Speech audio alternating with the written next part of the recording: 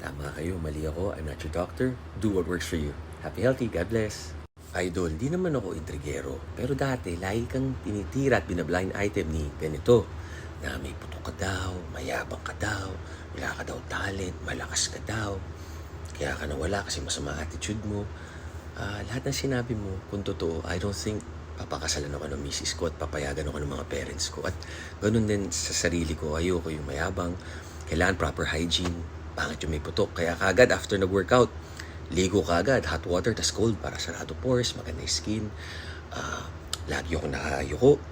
Kaya nga dati, baba ng confidence ko kasi laki ng chest ko, nilalait ako eh.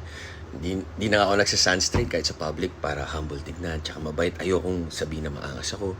Walang talent, nakakagawa kami ng kanta ni Mrs. Nag-viral hit songs. Kami dalawa lang, so kayo na humusga. Usually yung mga ganyan, kailangan lang bigyan ng lagay para tumigil kang tirahin or talagang kusa ka lang nilang gagawing content negativity kasi medyo in ka. Tama kayo, mali ako.